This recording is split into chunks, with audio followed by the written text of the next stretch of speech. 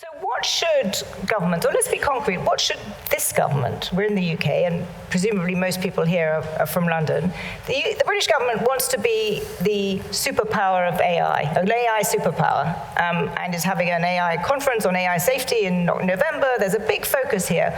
What should this government, or indeed other governments, be doing concretely to minimize the risks? What should be, is there stuff that should be banned now? Is there rules of the road that should be put in place? So the first thing is that governments have to build technology.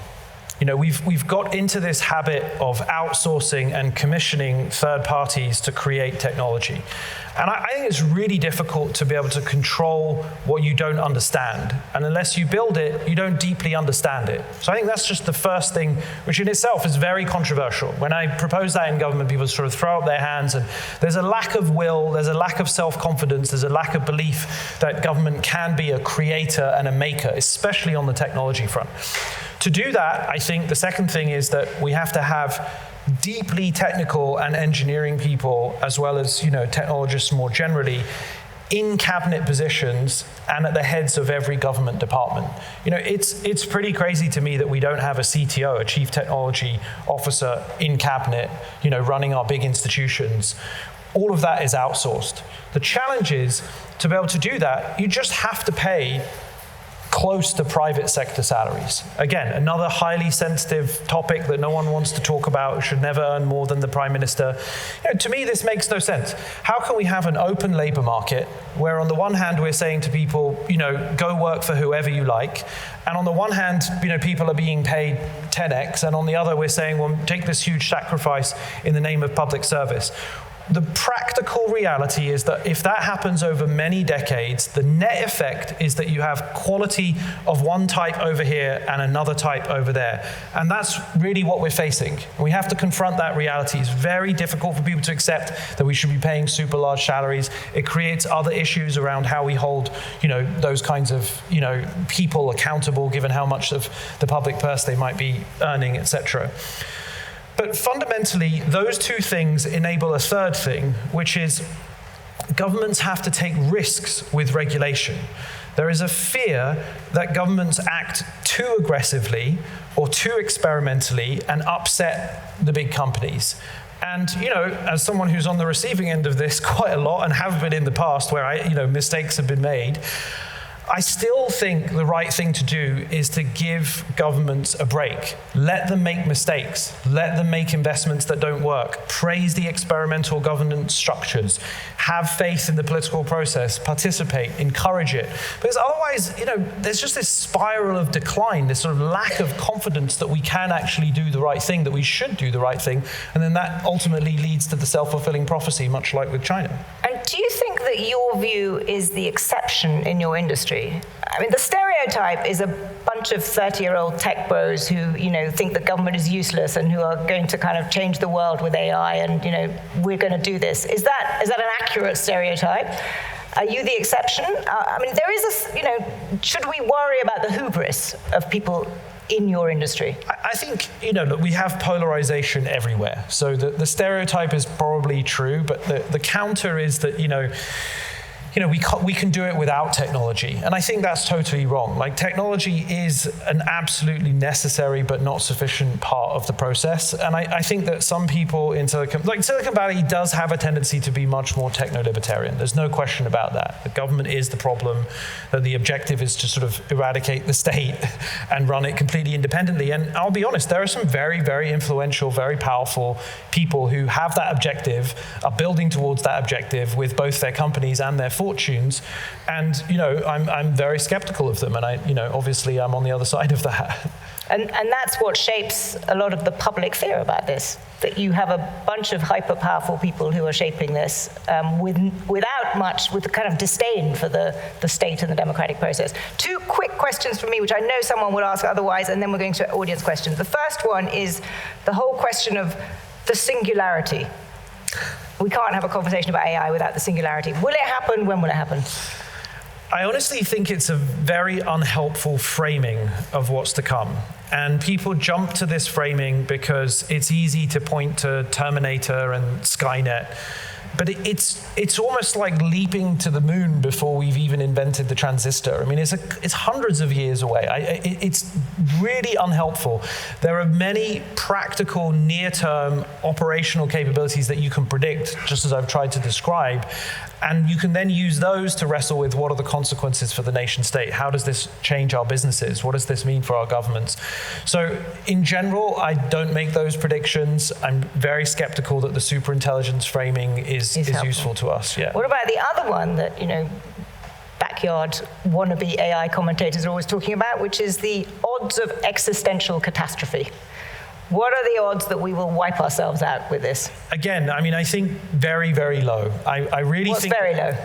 I think infinitesimally small, such that it's not worth putting... The reason I ask you that is because I asked one of your, someone somewhat similar to you, what this was. Oh, very low, they said. And I said, what's very low? Oh, about 5%. 10%, yeah. I was like, what? There you go, yeah. Yeah. So you think it's infinitesimally Negative zero. Okay, well, that's a good place to end on. All right, we're going to open now to your questions and questions from the online audience. This is a good question from Kitty Haddock, who asks, what will be the impact of all that computer power on our carbon emissions? Or will AI be able to enhance productivity so we reduce carbon elsewhere? Yeah, another hot take on this, very low and really inconsequential. The amount of carbon that we spend on our data centers is genuinely minuscule, relatively speaking. Secondly, most of that happens in completely renewable data centers. Google and Microsoft are both entirely 100% renewable. Google actually owns the largest wind farm, largest set of wind farms in the world. One of the projects that I worked on whilst I was at DeepMind was making the entire wind farm fleet 20% more efficient. So, right from the outset, they have been focused on this. I'm not saying there aren't other environmental consequences like the use of, gallium and cobalt in the actual chip manufacture and so on, but I honestly think that relative to the benefits that we're seeing and with respect to the absolute cost of carbon per unit of computation, it's very, very small. And just to follow up to that, because an argument I have often heard is that the cost of electricity and the access to power will be a constraint on the development of these AIs and their proliferation. Do you also think that's not true? I think that's not true. I think that's not true. I think that some data centers will be at the 100 megawatt scale, which is maybe a single-digit percentage of a small city's electricity consumption. But we're talking about a very small number at the 100 megawatt scale. That really is enormous. Nothing like that exists today. So don't worry about the carbon consequences of the actual AIs. From the audience, questions here. Yes, lady here in the second row. Thank you. Sherry Katu from a number of education education companies that use AI. My question to you is, if you think about two industries, say healthcare and education, and you think about the applications that AI has, could you choose between the two which you would hold the most hope for? And how should they be thinking about it? Should they be thinking about procuring it? And how do you safely or procure it well? Or again, as you said, you could produce it, but some of those organizations may not be in a position to produce it anytime soon. So if you're a procurer, how do you do that well? And what are some of the frameworks that should be used for that? Yeah, thank you. That's a great question. I'm probably most excited in terms of the immediate near-term impact about education. These models are already being used. I think the primary use case of ChatGPT is in fact homework help.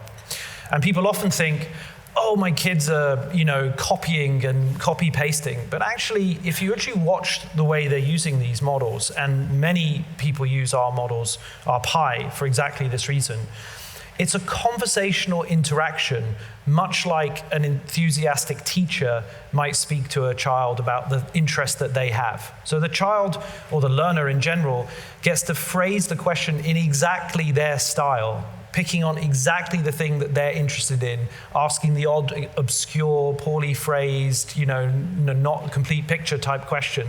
And of course, the AI is infinitely patient, provides really detailed, mostly factual information. It's not always perfect, but it will be perfect.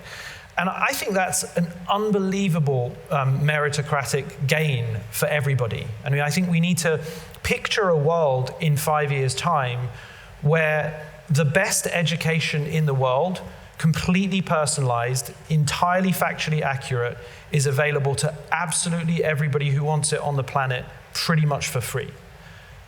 Which sounds amazing. How do you go from where we are now to that world? I think the beauty of these models is that they have an inherent tendency to proliferate and get smaller. I mean, this is the upside of proliferation. They spread because everybody wants access. Everybody wants to integrate them. You know, there are so many competing models now. The cost of the cost of buying a model per word. So if you're building an app, for example, you'll go to one of the 3 or 4 big model creators and you pay per word. That cost has come down 70x since January, because we're all competing with each other, right? So that means that you can now take a regular app that you might have been developing for years in its current instantiation and add a conversational widget. In fact, we're doing this at The Economist with the Econobot secret project underway. Clearly not so secret anymore. Thank you. Sorry.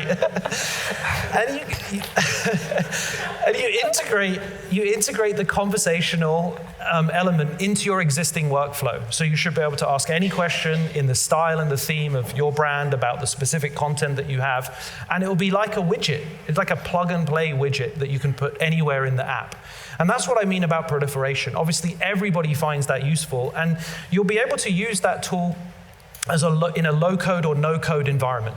If you see how the image generation models are being integrated into Adobe today, if you're already a user of Adobe, you're using the absolute cutting-edge AI models in a drag-and-drop way. Like no training required. If you're building a new website today, it's drag and drop. You just grab a little widget and plop it over here, and suddenly you have, a YouTube player with your video, and suddenly you have a conversational, interaction with a language model that is conditioned over all your data.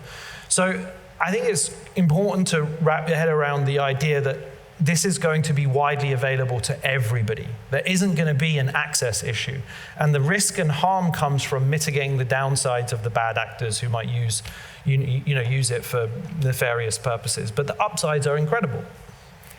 Let's go, lots and lots of hands. Yes, lady there, but I'm going to get one from online while you get your microphone. And the one from online is a question from Sao Paulo. Gosh, your audience is going from a long way. Rene de Paula Jr. asks, when you say we will solve this and that, who is this we? Humanity, yeah, it's a good question. Corporations, the UN, or Elon Musk? I definitely hope it's not Elon Musk. I think of it as the community of researchers, inventors, and creators. There's this sort of dialogue. Sometimes you see snippets of it on Twitter. Sometimes you see it in the research papers that academics publish. You see it in the blogs and the products that big companies produce. There is this sort of unfolding, evolving mold of an ecosystem which is referencing each other, creating and evolving. And so when I say we, I certainly don't mean me at Inflection, my current company. I just mean the ecosystem of humanity. Like we're trending collectively in a direction of invention and creation. Just one tiny bit. Does that ecosystem include Chinese scientists? So 10 years ago, Chinese scientists were not really part of the conversation. They weren't really very relevant. Over the last 10 years, they have launched onto the scene, producing very high quality research, creative research. The old stereotype was that they can only copy and steal. Again, I think a demonization, partly by Elon Musk, actually, who was a big proponent of this idea that they were just robbing our intellectual property. And there was some of that. But largely, they were just as creative as us. And they wanted to get access to these tools to build their own businesses and provide new products and services for their own citizens for the same reason as we do. And so if you start from that assumption, then of course they're participating in this ecosystem. Of course they're creating incredible models. They have their own constraints with respect to censorship, and that has slowed them down by a little bit. But they're actually not going to be that far behind now. I mean, there are some issues with the export controls and they don't have access to cutting edge models, but I don't think that's going to hold them back for very long. Interesting. Yes, go ahead. Thanks, this is excellent. My question is about AI ideas and the people needed to think of them. And if you take someone like Steve Jobs, for instance, he had a very specific person, very specific interests and skills and talent to be able to develop not only technology, but the brand and a point of view on the world that came with that. Do you think AI would be capable of coming up, let's say, with the version of the Apple idea now? Will it be in the future, or will it simply be a machination of past information? So I think people have often characterized these AIs as regurgitating their training data, right? Or reproducing whatever they have seen previously. And I think that's a kind of misunderstanding of what they do. They're almost always doing interpolation. The thing I described earlier is predicting the space between two ideas. They're saying, let me mash together these two concepts, just like the dog and the yellow spots and whatever, or take your pick of any combination. And that's creativity. You know, fundamentally, when I invent something, I'm really being inspired by a huge range of different experiences and ideas, and I'm using those to then produce a novel prediction or generation at any given moment, and I'm testing it out and seeing if it's, you know, useful or if it makes sense or if it catches on. And then it has a life of its own, and it's sort of independent of me. So I think for the next couple of decades, these AIs are going to aid the human in that process of creation and invention and discovery. They're not going to wander off and have their own agency and do their own thing. I mean, it's just not possible. The capabilities just aren't there and won't be there in the near term to do that, right? And so I think it's going to be the human AI combo for a good time to come that does the creation. More of a brilliant assistant as opposed to the ideator. Exactly, it's more of the assistant, exactly. The brilliant assistant. Right, let's go further back. Yes, gentleman there, 4 rows back. Are you seriously trying to suggest that No. the AI companies are able to self-regulate, and No. didn't the banks prove that that is an impossible concept? But the banks are highly, highly regulated, and so not just by themselves. But look, I'm absolutely not proposing self-regulation. I mean, if that came across, then I apologize, I'm wrong. I mean, in the book, I really don't say that. I go to great lengths to say that independent, external, technical expertise is required to do governance properly. I think the practical challenge, as you know, Zanny pushed back on me earlier today when we were talking with Yuval, is where are these competent regulators who get the technical aspects? Where is this democratic process that gives us confidence that we can appoint people to conduct that kind of oversight? So I think there's some pessimism that they're capable of doing that. That should not mean that we sit around and do nothing in the process. You know, for example, I visited President Biden 6 weeks ago now at the White House with the other 6 AI companies, Microsoft, Meta, Google, DeepMind, et cetera, and we signed up to voluntary commitments that are a precursor to regulation, which the White House designed because they realized they can't pass new primary regulation anytime soon. But the voluntary commitments are very material. We basically have said publicly, we expose our models to expert independent scrutiny, to red team or stress test, find weaknesses in our own models. Once we identify those weaknesses, we share them with each other and we share them publicly. So in transparency and the open light of day. And we know that framework, the voluntary commitments, are a precursor to an executive order, which is coming from the president sometime in the next few months. They're also the basis for the Prime Minister, Rishi Sunak's AI summit in November in Bletchley Park, where many world leaders and all the big tech companies are coming. And those voluntary commitments are going to form the basis of the discussions for what becomes binding, not just in the UK, but hopefully worldwide. So I'm totally with you that we're not going for a self-regulatory approach. But you don't think there's a conflict of interest? Well, I mean, there's definitely a conflict of interest. Of course there's a conflict of interest. I mean, we are a for-profit company. In fact, I'm a public benefit corporation, so I think it's a kind of an important clarification. It's a new type of company, closer to a B Corp, which is a hybrid for-profit, non-profit mission. It means that our directors have a legal obligation to factor in the impact of our activities on the wider world, both the environment and people materially affected by what we do who aren't just our customers. And that doesn't solve all the issues with for-profit businesses and the conflict that you described, but it's a first step in the right direction. And I believe that that's how change happens, taking small steps in the right direction.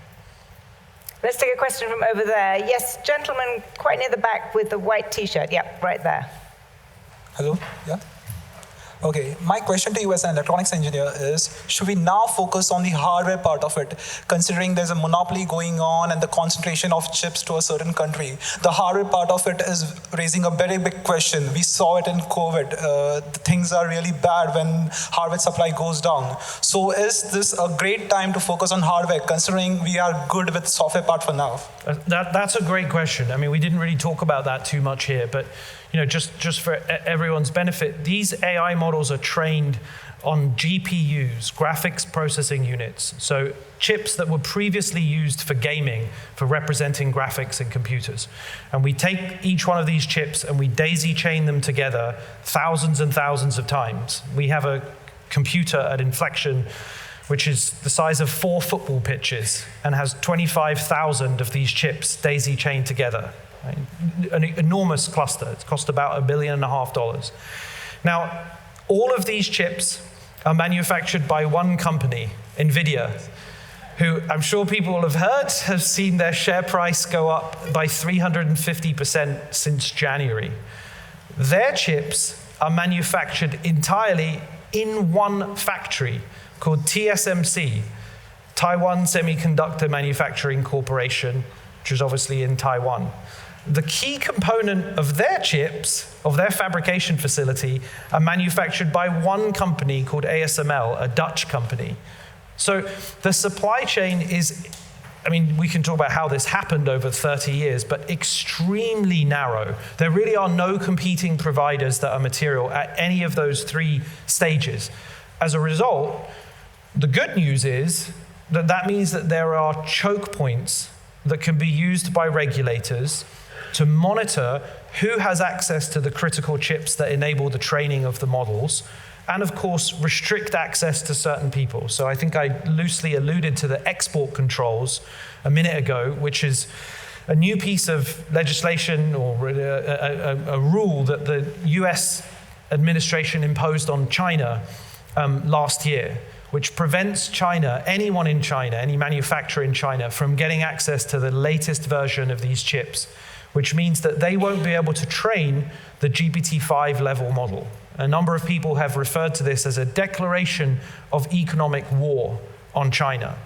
And so, I think that we have to be very cognizant of that denying them access to that is likely to deliver a significant counterattack on the West. We are hugely dependent on their supply chain in many, many respects. So yeah, chips are absolutely at the heart of this, both in good and bad ways. So if you're focused on a chip company, it's a big bet. It takes a long time to mature, but it has the potential to be the critical component here. Just a follow-up question. Yes. Do you think that open source hardware will help in creating a better setup right now, considering very few companies are focusing on creating the hardware and all of them are completely for profit? So something like open source hardware focusing more, will it help us create better computers, creating better models with less power? Yeah, so I think open source hardware is a serious effort. And just to clarify, I mean, open source elements of hardware design are used in many, many areas. So Open RAN, for example, is a hardware design for 5G masts, which ensures they're interoperable. It means that the software that runs your telephone networks actually can run on any type of hardware because the interface is standardized, which is a great thing for competition. There isn't a lock-in between hardware, the builder of the masts, and the software, the people who run the operating system that sits on top of that. The downside of it is that it has tended to be a bit more flaky than the fully integrated side of things. So I think you should be wide-eyed about it. It isn't going to be the panacea to solve all of our problems anytime soon. Let's take another question there. Yes, lady in the 4th row. Hi, thank you both. I'm Jawahir Asghari. I lead digital regulation work at Tech UK, which is the digital tech trade body in the UK. Over 1,000 members, ranging from big tech, DeepMind, Google, Meta, all the way through to cybersecurity providers, SMEs. Many of our members are harnessing the really positive impacts of synthetic media, but many are becoming increasingly concerned with the rising malicious use of deepfakes. So everything from revenge pornography, undermining digital ID verification, fraud, which is a big one. In your opinion, what should companies do now to address the rising kind of problem of deepfakes? I know you mentioned voluntary charters, which we already do with things like fraud, but what should we do now? It's a great question. I mean, I think the first thing to say is that political parties and political campaigns shouldn't be allowed to use AI generators for their content. I think we should just start by taking that off the table. That's a precautionary principle. There are potentially some downsides to that, but it feels like a safer and sensible thing to do, right? The second thing to say is that we shouldn't allow the big tech platforms, so Facebook or Twitter or anywhere where there's a broadcast of information, to have digital people, counterfeit digital people, right? So if you have a handle, Zanny on Twitter, for example, only Zanny should be allowed to represent as Zanny on Twitter. I shouldn't be able to come along, create a perfect synthetic fake of Zanny and have that, imitate her language.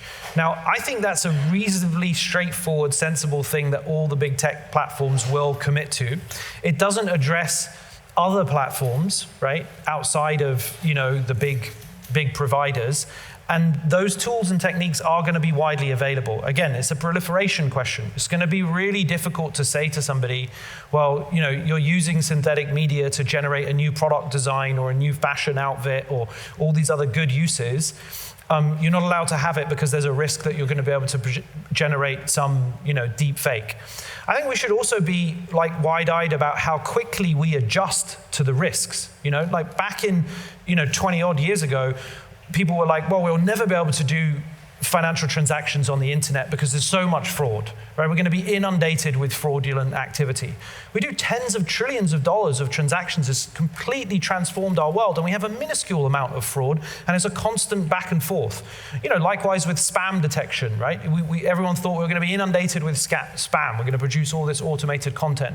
Increasingly, the next threat is that older people are being tricked by AIs that can imitate the voice of, say, your daughter or child who might be asking you for a loan or something. There's this con man scam type thing, which is now a little more possible and more capable. Of course, that's a new threat vector that causes real harm.